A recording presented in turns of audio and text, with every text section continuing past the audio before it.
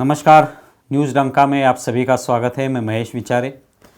दोस्तों, रणनीतिकार प्रशांत किशोर, इनके बारे में तो हम सभी जानते हैं। इस बार उन्होंने तमिलनाडु के जो लोकसभा चुनाव होने वाले उसके बारे में एक टिप्पणी की है। वो कहते हैं कि वहाँ पे भारतीय जनता पार्टी कुछ कमाल करके दिखाएगी, कुछ कारनामा करके दिखाएगी।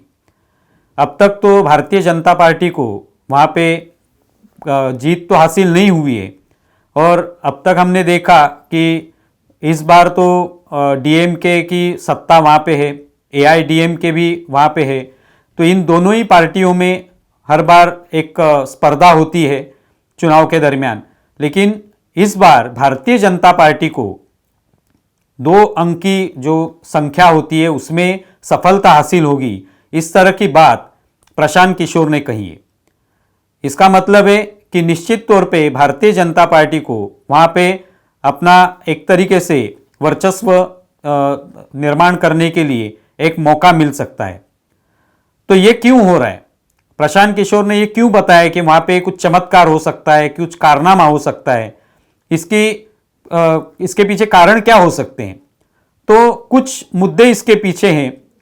जब से नरेंद्र मोदी की सरकार आई है 2014 से, तब से लेके तमिलनाडु में ये कोशिश हो रही है कि बीजेपी को वहाँ पे सफलता हासिल हो, कुछ बीजेपी करके दिखाए, लेकिन उतनी सफलता नहीं हासिल हो रही है।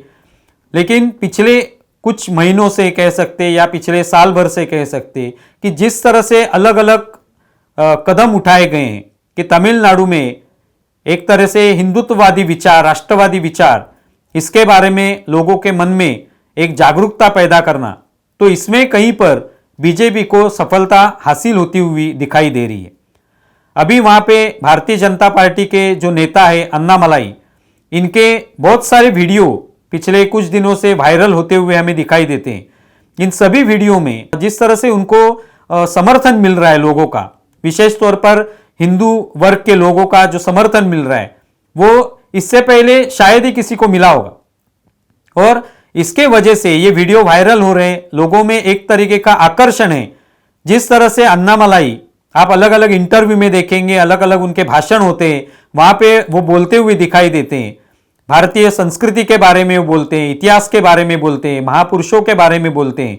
तो ये बोलते वक्त एक तरह से वो प्रेरणा देते हैं, हिंदुओं में एक तरह की जागरूकता पैदा करने की कोशिश कर रहे हैं और उसमें उनको सफलता हासिल हो रही। तो इसके वजह से एक तरीके का वातावरण वहां पे बदला हुआ नजर आ रहा है।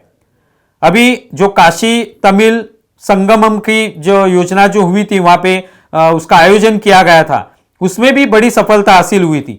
उत्तर भारत और दक्षिण भारत के बीच में कोई भी कड़वाहट नहीं है, वो दोनों प्रांत जो हैं वो एक साथ ही हैं। ये दिखाने की कोशिश, उनकी संस्कृति एक ही है, उनकी अब तक का जो सफर है भारतीय संस्कृति का, इन दोनों भी, उत्तर भारत हो या दक्षिण भारत, ये एक ही है, इसमें कोई भी अलग नहीं है। तो ये दिखाने की कोशिश इस योजना के तहत हो रही थी, उसमें भी सफलता हासिल हुई। नरेंद्र मोदी भी पिछले कुछ समय पहले तमिलनाडु में गए थे, वहां पे उन्होंने रामेश्वरम में दर्शन किए, हम लोगों ने ये सब देखा। तो ये करने के पीछे कारण यही है कि तमिलनाडु में जो हिंदू है उनका समर्थन आज भारतीय जनता पार्टी को मिल रहा है। नरेंद्र मोदी की बहुत सारी रैलियां भी वहां पे निकली, तो उसमें भी देखा कि जिस तरह से लोग रास्ते पे आके नरेंद्र मोदी का समर्थन कर रहे थे, उन पर फूल बरसा रहे थे, घोषणाएं दे रहे थे, ये सब कुछ अलग वातावरण लग रहा है। और ये वातावरण ये बदला गया है। और इसके पीछे जिस तरह से भारतीय जनता पार्टी की रणनीति भी है, उन्होंने की हुई मेहनत भी है, उनके कार्यकर्ताओं ने की हुई मेहनत भी है, उसी तरह से जो विपक्ष की पार्टियां हैं उन्होंने जो गलतियां की है वो भी उसके लिए कारण है। राम मंदिर का निर्माण हुआ, रामलला की प्राण प्रतिष्ठा हुई, उस वक्त भी जिस तरह से उसका मजाक उड़ाया गया वो हमने देखा है। हिंदू धर्म के बारे में, सनातन धर्म के बारे में जिस तरह से उदयनिधि स्टैलिन हो या उनके पिताजी जो वहां के मुख्यमंत्री है या उनके और भी नेता उनके पार्टी के, इन्होंने जिस तरह से सनातन धर्म का मजाक उड़ाया, उसकी आलोचना की, ये कहीं पर तमिलनाडु के जो हिंदू हैं उनको पसंद नहीं आए।